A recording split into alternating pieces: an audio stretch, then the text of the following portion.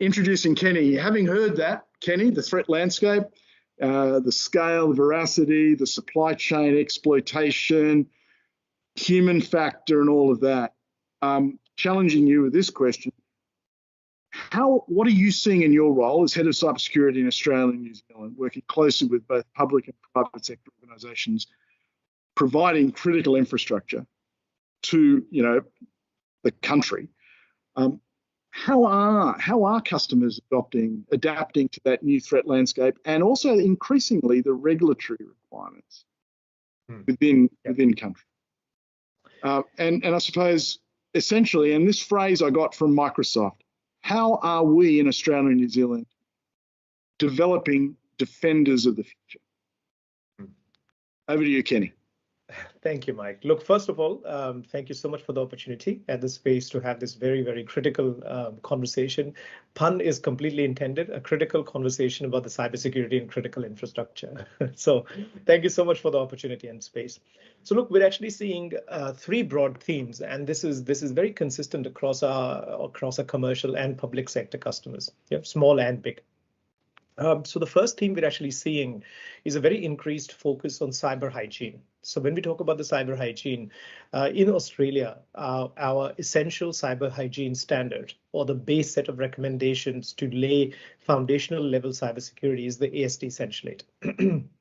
So the ASD is the Australian Signals Directorate, and essentially it is a set of 8 mitigation strategies which span things like multi-factor authentication, turning on backups for various systems, ensuring that we actually have application hardening, ensuring that we actually have admin privileges very closely managed. So it's things like that.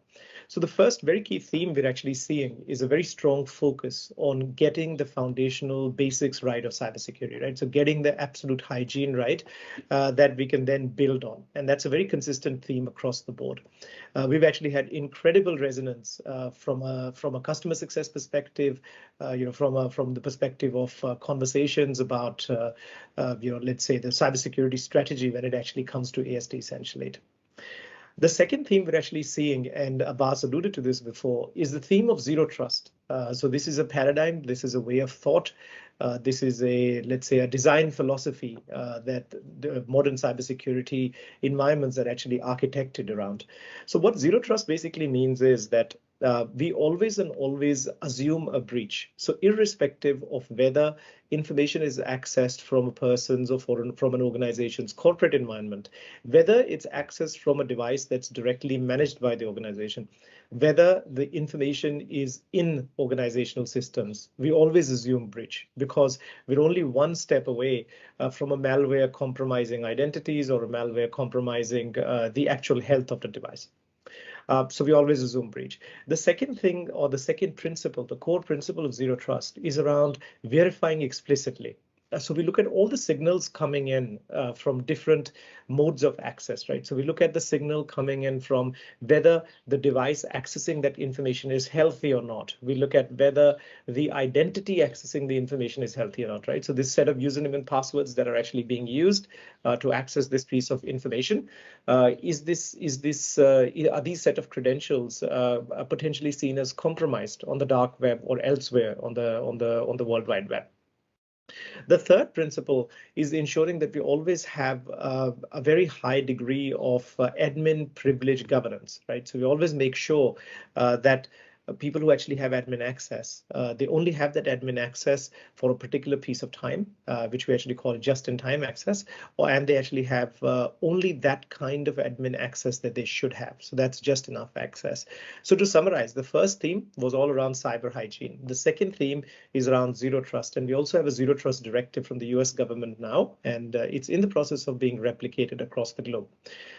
There are 6, if I may just very quickly touch on what Abbas was saying earlier, from a vector standpoint, there are 6 typical vectors or 6 doors of attack that we actually see, the threat actors perpetrate. when they actually compromise a customer's environment, or organization's environment. These are identities, endpoints, apps, data, network, and infrastructure. These are the 6 doors through which we actually see hackers get into organizational networks. So a zero trust architecture gives you a span of all of these different 6 vectors. It actually helps you protect end to end each of these vectors, so you actually have a very integrated, consolidated approach to cybersecurity. Right. So that's the second theme. And then I also wanted to touch on the third theme. And this third theme is around how do we actually look at cybersecurity with a risk approach lens, with a risk-based lens to cybersecurity, right? So we've actually predominantly essentially had 2 ways of looking at cybersecurity. There was the traditional approach, which was very centered in perimeter-based security. So, if you're actually inside my perimeter, then you are deemed trusted. If you're outside the perimeter, you're not deemed trusted.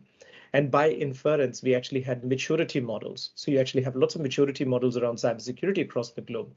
We're actually seeing this transition to a risk-based approach to cybersecurity. So even if you look at, Mike, you were actually alluding to regulations and frameworks in Australia and New Zealand.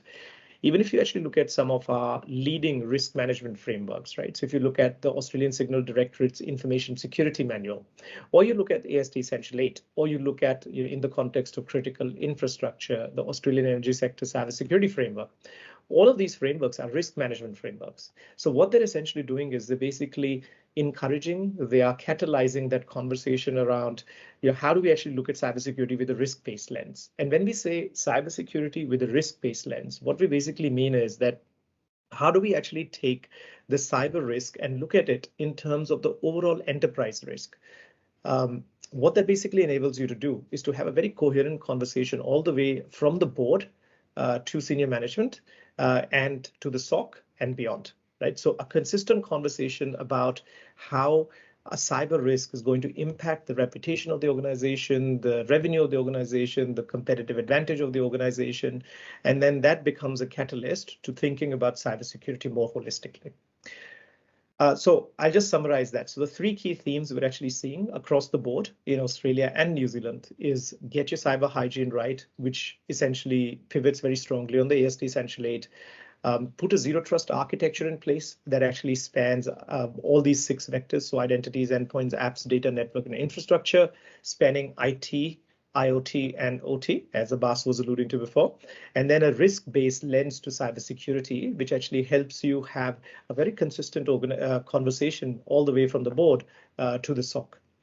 So those are the 3 key themes. And I also wanted to very quickly add that the other thing we're actually seeing work really well is when customers take a holistic approach to cybersecurity across people, process, and technology. And I'll just give a couple of very quick examples of that. When we talk about people, there is a very strong people dimension to cybersecurity that includes awareness, cybersecurity awareness, all the awareness training that we actually have. It includes a cybersecurity, a strong emphasis on an open cybersecurity culture, a culture where if people actually see that there's something suspicious with cybersecurity, they actually feel empowered and liberated to proactively report that. Right? So culture and awareness, we actually think, are extremely important parts of cybersecurity. Then there's the process dimension. So how do we actually ensure that we have all the processes nailed? So for example, if you actually look at, in the incident response process, if you look at a security operations center, how do you handle triaging? How do you handle investigations? How do you actually handle the actual incident management and then the interface with the business, right? So how do you actually have all of these processes orchestrated in a way that they actually work seamlessly when there was to be an incident? And then finally comes the component of technology. How do you actually take all the signals from all these different 6 vectors, IT, OT, IoT, and how do you actually look at these signals in a very integrated manner? So that's my long-winded response to how we're actually seeing customers address this very sophisticated threat landscape, Mike.